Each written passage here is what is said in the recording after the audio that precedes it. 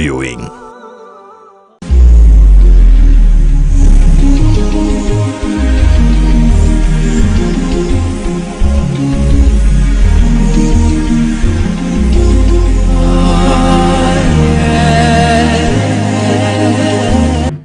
Assalamu alaikum wa rahmatullahi wa barakatuh. Very good evening to you back there at home. My name is Faisal Kassim and welcome to Live Real Talk.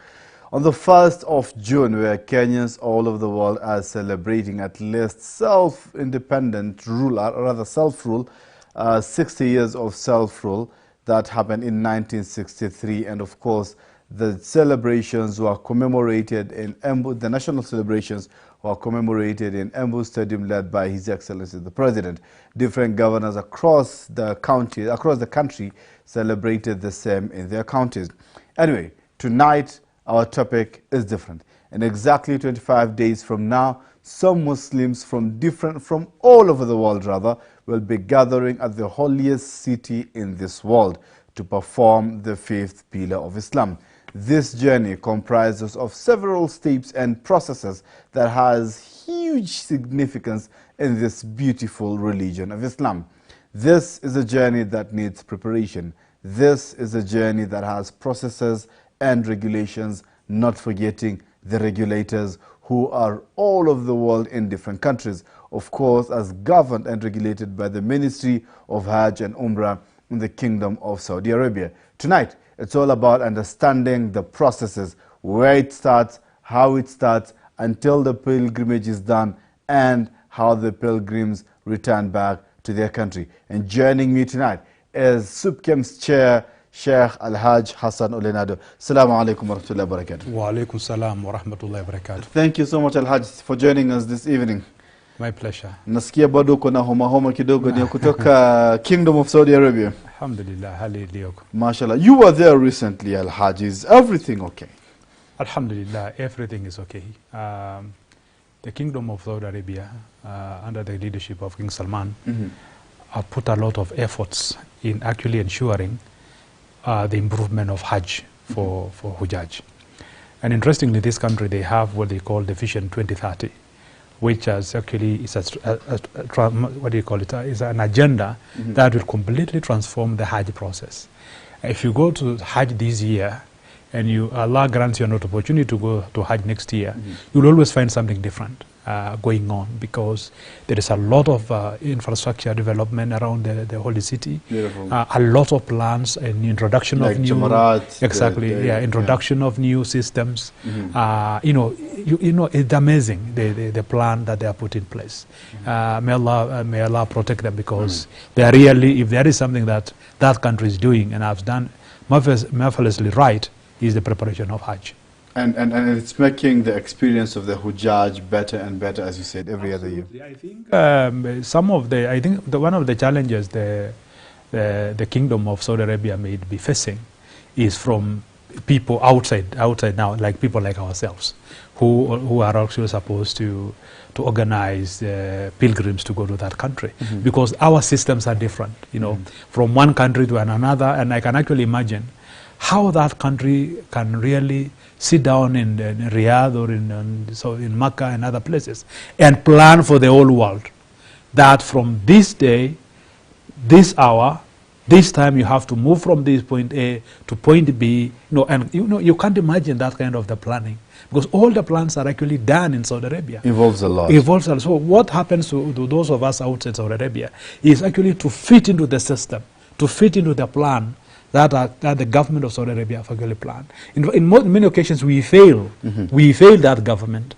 We fail their plans. We fail to meet the expectations of that government because of our own sometimes weaknesses, our own poor planning. Because to many of us, the preparation for Hajj is normally done within the last 3 months. The last few months. Exactly. But in Saudi Arabia, it is always a whole cycle. They are always planning Hajj. The end of one period of Hajj begins with the other one. So to them, and that is why they are always ahead. So we try to want to run behind the schedules that they have put in place. There are some of the regulations that have been introduced this year. I was just looking at the press statements, or rather the statements that have been released by the Ministry of Hajj and Umrah. regulations like you're not supposed to be in Hajj past the July 18th if you have the Hajj visa. You know, things about the limitations on the amount of luggage and money to carry, the amount of jewelry to carry, the regulations around medication, like, for example, fully vaccinated against COVID-19, and you're not supposed to be having any infectious diseases. Maybe, is it something that you have disseminated to the Hujjaj who are planning to visit the House of Allah this year? My brother Faisal, we deal with a very complex situation when we are talking about preparation of Hajj. Let me just take you back a little bit before I respond to your question. On our side as the Kenya Hajj Mission, we started the journey of planning Hajj in November last year. Okay. And that planning was actually driven by the demands of the Minister of Hajj in the Kingdom of Saudi Arabia.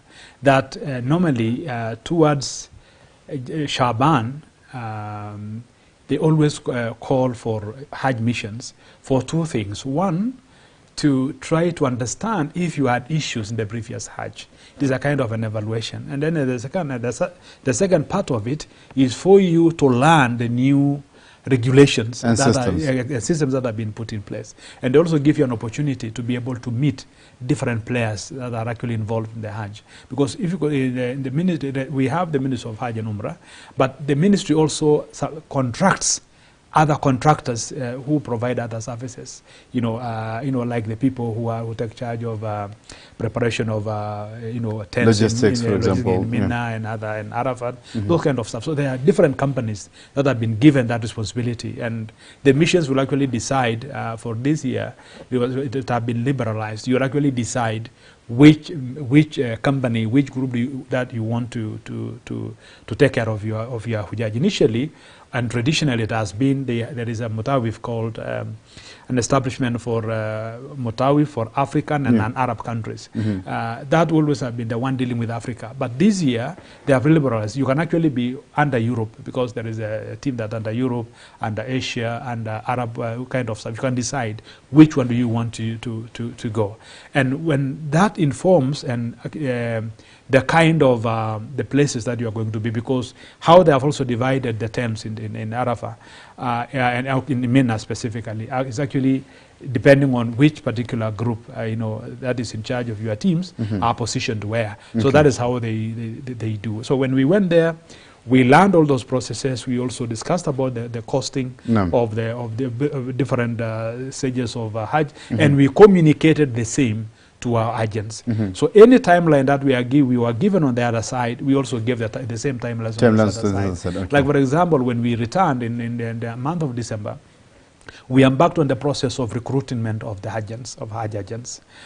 We have Hajj agents in this country, but we normally renew their membership every year, depending on their performance. There are those who may not be able to, they may not be renewed because of maybe there are things that they did not do well, they did not do some payments and many other things that involve the supervision. And it is also important for us to appreciate the fact that SUPKEM, or Hajj Mission for that matter, they actually don't engage in carrying pilgrims. The role of SUPKEM is specifically supervision and facilitation. And facilitation. But in terms of who is going to Hajj, it is not the responsibility of SUPKEM. It is largely the responsibility of agents, because they are the ones who mobilize groups that are going with them. So every agent mobilizes the team and members who want to go with. And within the month of February, we ended up the recruitment of agencies. And interestingly, this year we had a total of 23 agents under companies, the travel companies. This year, 2023, okay. And then we have 53 who are actually under the mission. The recruitment here is their companies means that they do their things independently, including they do their payments independently, they scan their passports, they issue the visas and everything on their own in their offices. The companies, the groups that fall under the mission are the ones we facilitate. Those who fall under the mission, they pay their money through the SUPKEM accounts. Okay. So it is us who send this money to Saudi Arabia and issue the visas to the teams, the people that they are going with, with the companies. So there are those that go privately, and there are those that go through the Hajj mission. Through the Hajj mission. So, okay. Yeah, and if you look at again how they distribute, we had a quota of 6,000 in total. That is the official quota of Kenya for Hajj. It has been there for quite a while. But sadly, we have never, as a country, actually managed to spend the entire quota. We normally send between 4,500 to 5,000. So the numbers allocated is 6,000? 6,000. This year? Yes. Have we filled it up yet? No. We cannot, because it has been like that traditionally. The situation is very good. So this year, so far, the allocation, these agencies have requested for a quota for slots about 3,980. Okay, only, meaning that we are actually unable to fill the 6,000 quota. The 6,000 quota. We are less than 2,100. We just pray to Allah that the number that we have given out is what we are actually going to get it. Because if we don't get the 3,980, there is a consequence. The consequence means we are going to pay. SUPKEM is going to pay for those people who did not go. Okay. Because when we send money, when we send the total number of the quota to the Saudi authorities, they put in place allocations based on the numbers, transport, the tents and other things. So we have a consequence. And you can imagine, we are not doing this business. So I want to understand, is it SUPKEM or Kenya Hajj Mission, or what is the difference between SUPKEM and Kenya Hajj Mission? Because in Kenya's embassy's website in Saudi Arabia, right, it says that this process is handled by SUPKEM through the Kenya Hajj Mission. Yes. So what is the distinction, or help us understand between these two functions, SUPKEM and Kenya Hajj Mission? Yeah, I think it is also good for viewers to understand that in this country, Kenya is a secular state. Yeah. And matters of religion are actually done by religious institutions. Okay. So SUPKEM happens to be the umbrella body of Muslims in this country. And the government of the Saudi Arabia handling issues of Hajj, there are countries that have the Ministry of Religious Affairs. Okay. In Islamic, majority Muslim countries. In those countries, the government of Saudi Arabia is dealing with the ministries, with the government agencies. Directly. In countries and they call them Hajj offices. Okay? Yeah. Actually, the name itself emanates from the Saudi Arabia, because they call all these agencies, they call them Hajj offices. That is how they distinctively call them. So what happens in our situation is that SUPKEM, on behalf of Muslims, fills the gap. Like now, a quasi-government institution that is handling issues of Hajj. But now, because it is SUPKEM, then under SUPKEM now comes the Hajj mission. The Hajj mission is because it is not purely SUPKEM as such. Hajj mission have these members that I've just mentioned, there's agents who are also part of the Hajj mission. So it is not it's not entirely SUPKEM on its own. No. But what the leadership is provided by SUPKEM, because it is hosting that institution. So SUPKEM is the parent organization, and then it has membership even drawn from the Hajj agents, correct? Those who become Hajj agents, actually they subscribe and they become the members of the mission. And they have to pay a facilitation fee. Yes, they have to pay a facilitation fee. Okay, a fee that goes to help in terms of facilitation of the whole Hajj process. Yeah, because, for example, the number of trips that we make to Saudi Arabia before Hajj, minimally there are 4. Okay. Then within Hajj, there is a requirement by the government of Saudi Arabia that for every 250 people, you have a medical doctor. Okay? So what happens? SUPKEM or Hajj mission sends a team of medical doctors to accompany the Hujjaj. They also buy medication, where we also carry medicines, so which can actually help in the small, ailments which are normally common. For example, in Kenya here, when we go to such safari, we need malaria, the malaria tablets. We need those basics there. And some of these things are clearly communicated to all the pilgrims and the agents. And we buy these medicines. Is it just one question before going to a very short break? So these medical facilities, Yes. are they provided to the Hajj agents registered at the Hajj mission or every pilgrim from Kenya? Including even the neighboring countries, because what happens when we open a clinic in the camp in Mina, Yeah. you cannot tell anyone. You cannot limit it to. Okay. Last year, because we have even the report of the treatment, Yeah. we treated a huge number of people from the neighboring countries who are actually neighbors in the tent. So when they walk in, you cannot tell that person, that pilgrim, oh, this is for Kenya. No. That service is extended to other people. Okay. Just like when a Kenyan also faces a problem, He can can also go to somewhere else, including by the government of Saudi Arabia. And all this is accounted for. And all this is accounted for. Thank you so much, Bwana Chairman. Take you to that because you're going to be back and look at what are the visa allocations, for example, on issue of foreign matters, you know, the foreigners who are in the country and are interested to travel out. This is one of the thorny issues that a number of people are actually raising concerns about, and the Supreme Council of Kenyan Muslims Chairman Alhaji Hassan Naado is right here in the studio to answer just that. Please do not go away because we're going to be back in a moment.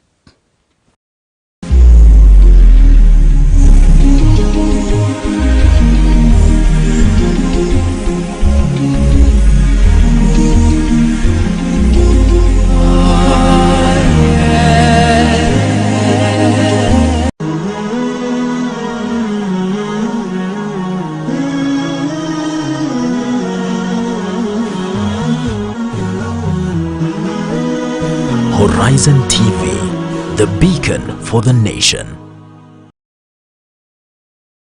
Verse of the day. أعوذ بالله من الشيطان الرجيم بسم الله الرحمن الرحيم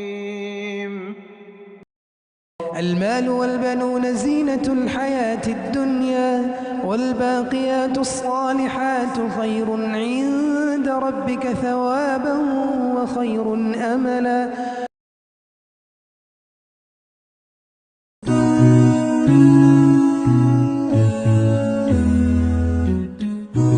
On 3rd of June 2023, from 9 a.m. to 4 p.m., Jamia Mosque Nairobi is opening its gates to people of all faiths. Come catch a glimpse of what goes on inside the mosque. Get a chance to have a mosque tour, watch live Islamic prayers, interact with the Muslim scholars and get your questions answered. Come one, come all, and let us build bridges towards understanding Islam. News is about facts, and here on the Muslim Insight, we go beyond the headlines. The Qadis, apart from being judicial officials, they are also critical members of our society. We look at all the angles of the story as we bring stories that matter to you. I am totally convinced generations to come will have the office of the Chief Qadi. Join us on the Muslim Insight as we bring you the weekly news recap. Enzi za wakati wa kumusema ati alisema akasisitiza akihutubia wanahabari, enzi hizo hazipo tena. Every Friday from 8 a.m. only on Horizon TV.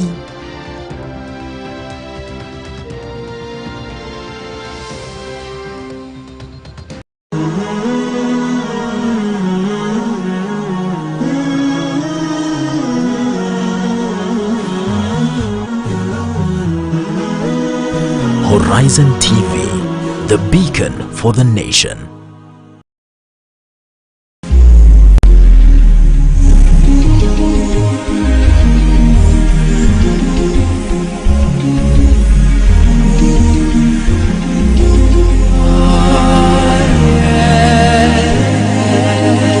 Assalamu alaikum wa rahmatullahi wa barakatuh. Thank you so much for keeping it live. Real Talk. Remember that we are streaming also live on Facebook and YouTube. And you can drop in your question. I'm getting questions already from WhatsApp. Remember, on this set, I am your voice. The questions that we have not opened our lines tonight for communication, just send in your text, please, on WhatsApp number scrolling on your screen right now. And also you can also ask your questions on Facebook and YouTube as we are streaming live. Chairman, before we go to the matters of foreign visas, we have agencies charging at least up to 4,000 and others charging up to 8,000 or $7,500. A clear, very big difference here.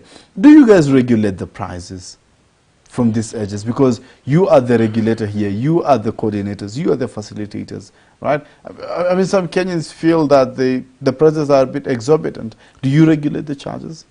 Honestly, we don't regulate the prices because the prices also are informed by the location in which the company is going to house their pilgrims. Because in the mosque there in the Kaaba, in Haram, Haram, for example. Yeah. Depending the hotels, the more they closer the closer to the Haram, the more expensive they like become. the Crown Hotel. Yeah, exactly. So what happens? Some of these companies actually put their clients next to, not far away from Haram. So those who put their clients next to Haram can actually charge more because they cannot charge the same price with a person who is taking his clients 10 kilometers away or 5 kilometers away. So it's based on the expenses. So it's based on the expenses and the sites that they are going to be housed. And there is no cap. There is no gap, especially in Haram and also in Makkah and in Medina, depending on how closer the company is closer to the Haram, then becomes a little bit expensive. So it's basically secondly, there are also classes. Although this year there's a lot of restrictions because Class A, which is now the most expensive one, the Saudi authorities restricted it to only 6,000 globally. And this one was actually given on first come, first served. So it was not located to any country.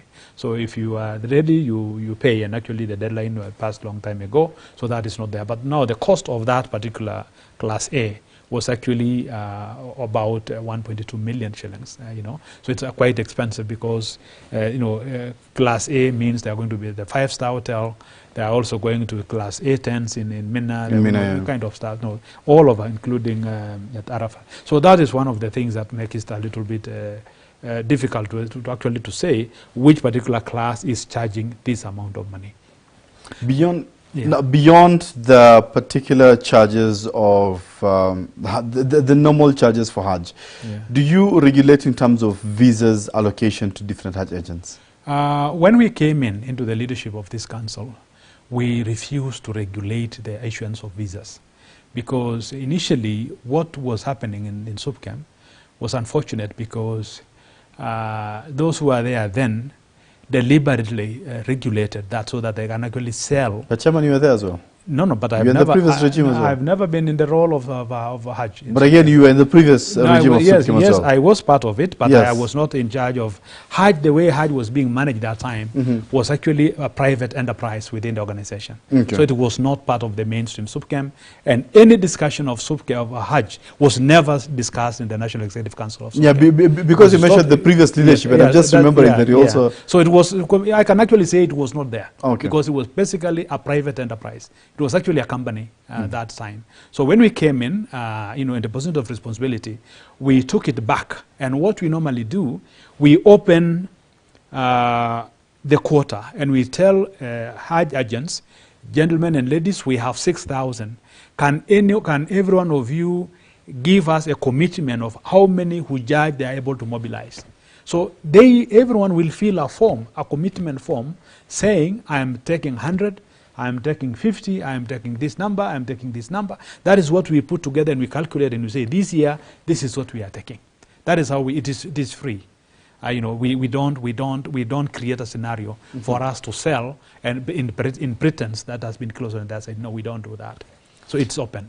Foreign visas for pilgrims who want to travel, are they available?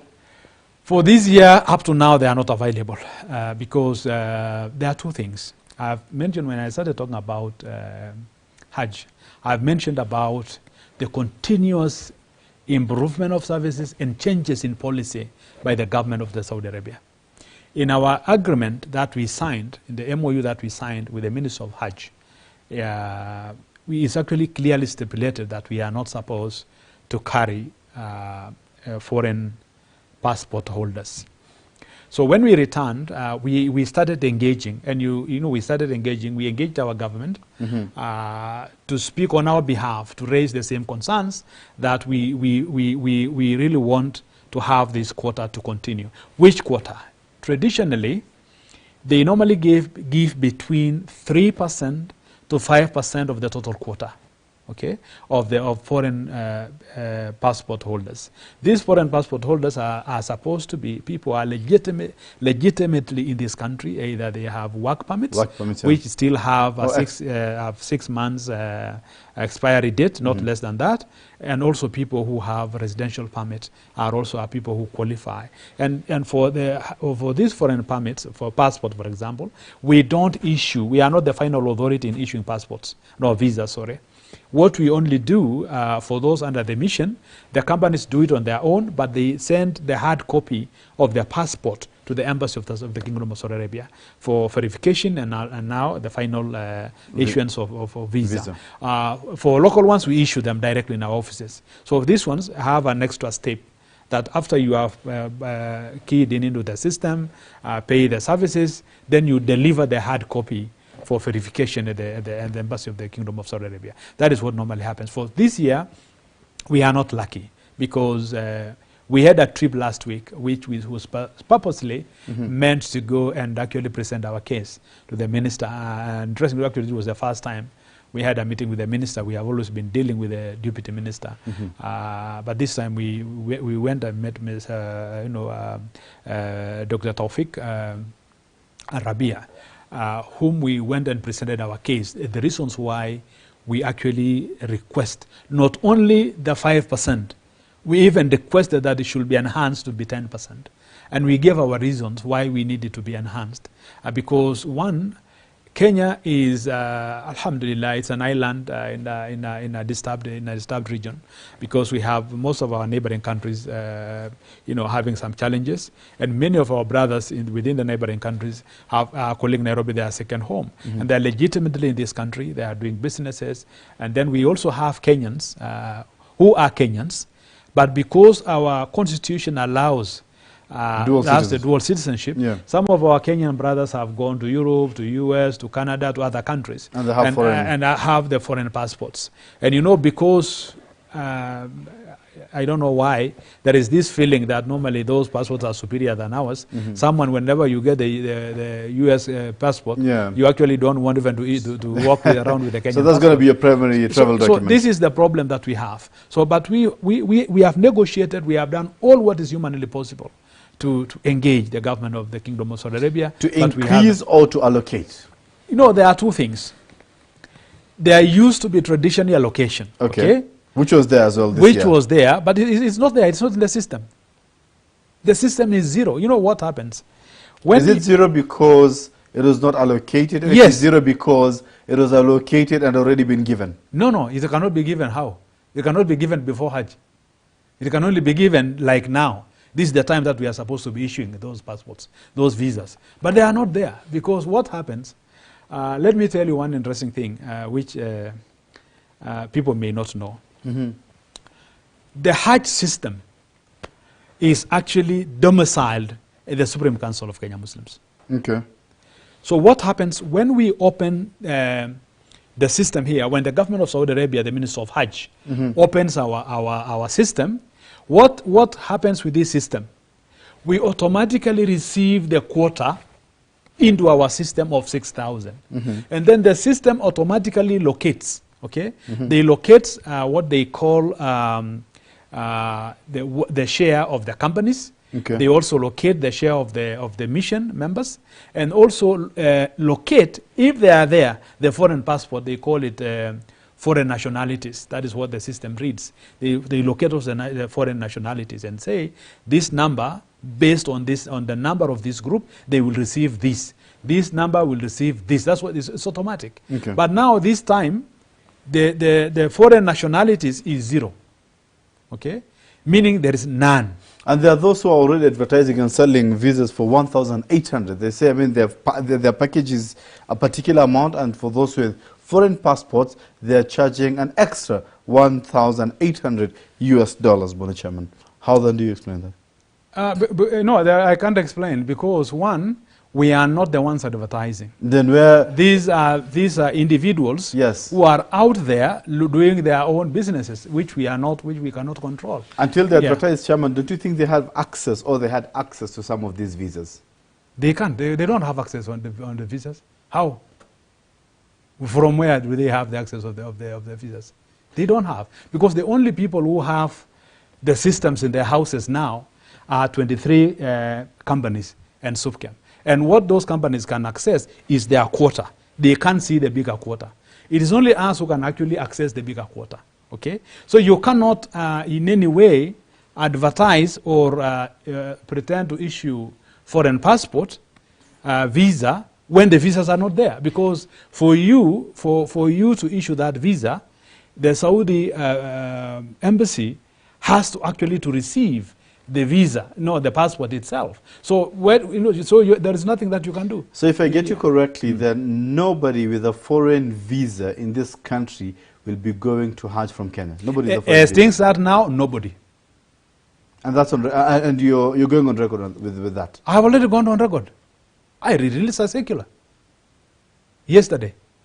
When we have exhausted all the avenues, and we said, for us to be on a safer side, and also ensuring that our brothers who are foreign passport holders, legitimate foreign passport holders, should not fall into the trap of actually losing their money when we are quiet, because we cannot continue keeping quiet. That is why we said, okay, for this year we don't have these passports. Okay, we have these visas. So that is what we have done. We have said these visas are not there this year. That is it. And the government of Saudi Arabia is adequately advised on the same, that this is the position we are facing, and unfortunately there is nothing we can do. If you can help, we have exhausted. We spend money. We spend money to go to Riyadh to meet the minister, to request for this for this visa. We have engaged our own Minister of Foreign Affairs, and the PS was kind to have actually written officially to the Ministry of Hajj, of course through the Minister of Foreign Affairs. So we have exhausted what is humanly possible. There is nothing else we can do. Chairman, back home, we're having issues with passport application and production in this country. A number of people may have been may have interest, or rather they've prepared in terms of financial, spiritual, social, right, to go for this very important journey. But again, they're lacking the document. And right now, there is a scare about acquiring this document. Yes, the minister went out the other day to announce that he's going to actually make changes within the department to see this process being expedited. But again, there is still some fears among us, the Muslim community, about the process of applying and acquiring this document. As the Kenya Hajj Mission and by extension the Supreme Council of Kenya Muslims, what are you doing about it? First of all, I want to thank the government, to be honest, because what we have done before, and even now, which every other Muslim who is applying for their passport appreciates, we managed to have the special portal for Hajj application. We have also managed, through, again, our engagement with the ministry, to have at least the desks. We have two desks, desk 13, the migration at Nyayo House, where Muslims who have done the applications for Hajj, we are only talking of the Hajj passport, not the general other ones, are actually there to help. Last week we have also another conversation with the immigration department to stop the issuance of passports through the posta, because we realized the process of posta itself takes a week. And sometimes you get confused because you don't know where the passport is, whether it is in Nyayo House, whether it's on transit, whether it is in the posta, whatever. And alhamdulillah, we agreed. So all the Hajj passport today are actually collected at counter 13 and immigration. What we suspect is going on, I think there are certain technical issues within the department, and other things are in the public domain anyway. We know they have been having challenges of books, although sometimes government may not say some of the things openly, but there are things that you can always tell, because there are times that people applied for 34 pages and then they were told no, 34 pages are not available. Yeah. There are only 66. 66, yeah. Then later others applied 66. They are being told no, 66. You have to downgrade. Please, you have to downgrade. I'm a victim of that. Yeah, so that process itself speaks volumes. And if you can actually read between the lines, as normally people say, you can actually see the problem is actually more of technical and resource-based than actually other factors. But the report I received yesterday in the office from agents is that there was actually a positive move this week, because they are even working throughout the night and throughout the weekends. The passports came out over this week, and we hope that could be actually improved to ensure that we get passports. There is now a problem which very few people may actually know. We have what we actually call the late registration.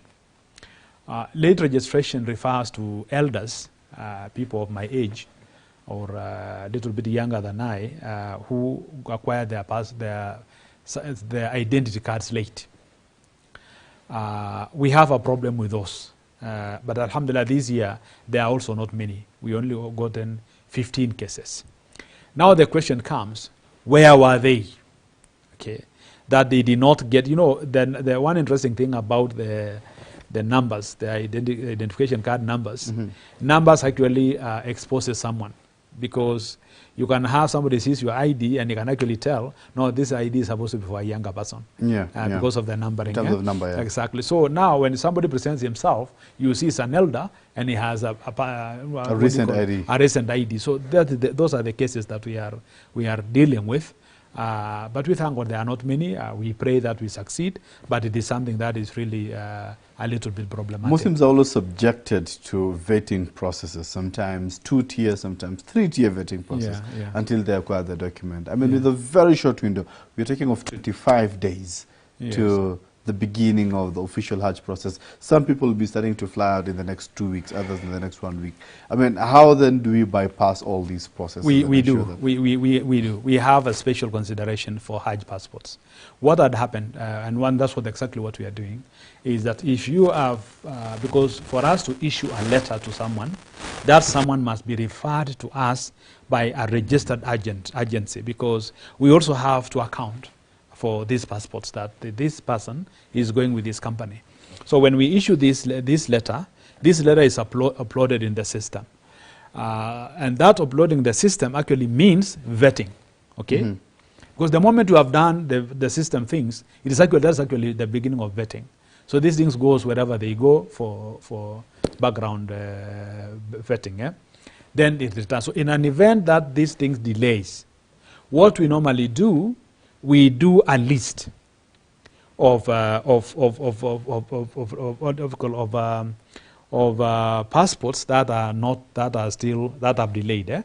Then we do the list. We put the name, the tracking number, the contact number of the person, and of course the county where the person comes from. So when we submit this list, then the immigration will be able to track where these passports, if it is somewhere in the county, they'll be able to track it and get it back immediately. That so far is working. I'm not saying it is a perfect way. It should actually be better, but it's not very much bad. At least there are some progress, so to speak. Thanks so much, Chairman. Your parting shot as you're wrapping up the program tonight. Yeah, I want to encourage all of us that when we are faced with an opportunity for the few who can actually manage to go and do their ibadah, it is an opportunity to reflect as a community, as individuals, on how we conduct our affairs. I think we have a serious problem. We have deficit in trust, and we also have what is actually becoming a cancer within the ummah, this element of competition, even on areas where we don't need to compete, we just need to work together. We also have the disease of politics, where we politicize every process without evidence, because when you hear people talking about the sale of foreign passports, none of them have even given any evidence to show that this man has sold this visa and he has gotten the visa, none. And now when we issue the circular that these visas are not there, then the whole situation becomes confusing, because all the time, I know people who have gone around to meet some political leaders. I know people who have met senior government officials with wrong information that we have been denied foreign visas, and we have foreign passport holders whom we want to take to Mecca. I want to urge all of us, including the Muslim leadership, either those of us in the social spaces and those in the government offices and political leaders, it is good always to get the correct information from the source. It is very important to pick a phone call and try to inquire what is the situation, instead of consuming rumors, which have actually, at the end of the day, will eat into our faith, and also destroy the trust, that we should be building among ourselves. And finally, you mentioned something about about this process, the health issues, which I just learned. I didn't say much about it. I also want to urge, I remember the late Muhammad Salihu, may Allah be pleased with him. One time in one of his lectures, he actually was talking to Hujjaj, and he was telling them, gentlemen, you are preparing to go to be the guest of Allah. When you engage on this journey, make sure you do the right things and don't cheat, because when you cheat in the process, you are cheating Allah. What I mean is that if you are to get vaccination, please get vaccinated. Don't buy the certificates in the road, because you have already begun your journey of Hajj. So the process has to be right. You cannot just think your ibadah will begin when you are doing tawaf. No, your journey begins here in the whole process. So I want to urge all of us who will be lucky and privileged, may Allah grant us that opportunity, that let us be sincere to ourselves. Let us not look at the end, the end journey. Let us look at the entire process of Hajj and know that already we are in the middle of ibadah when we are doing these things. So that there's nowhere that you think you're going to begin the ibadah by wearing ihram. No. The whole thing of preparation to Hajj is by itself Hajj. So let us not think that we can do other things the way we want and then we go and begin Hajj when we reach there. So I want to urge everyone else, those of us who are to get vaccination, please get vaccinated. Don't buy cards on the streets. Don't buy certificates and wherever. Get vaccination, because it is for your own health. Nobody else will benefit from that health apart from yourself. Thank you. Thank you. Thanks so much. Thanks so much, Chairman. Jazakallah khair. Really appreciate your time. Exactly what we need past 9 o'clock, and I don't think I have much, because if I continue speaking, the lights will be off and the cameras will be turned off on me from the gallery. Thank you so much for keeping it live. Real Talk. See you next week. Simplest symptom. And as he said, I pray that we all go for Hajj this year, inshallah. I mean, as many as we possibly can. I mean, for the billionaires outside there, I know you're watching. You can as well sponsor a person. You've gone for Hajj 20 times in your life. There's someone who's wishing to go for Hajj at least once, right? Needless to mention the story of one person who had gone for Hajj at least 15 times, and then he applied for Hajj this year again. It was rejected. So he took on the minister on Twitter and said, why was my visa rejected? So, I mean, we looked in the system and we've been for Hajj 15 years before. So, I mean, why should we give you and then we deny somebody else who is coming in to do the pilgrimage for the first time? So, for those of you who have gone there severally, it's always a chance, there's always an opportunity to sponsor one person to go and have that beautiful experience, to be the visitor of Allah subhanahu wa ta'ala. Assalamu alaikum wa rahmatullahi wa barakatuh. See you next week, same place, same time. My name is Faisal Kassim, and wassalam.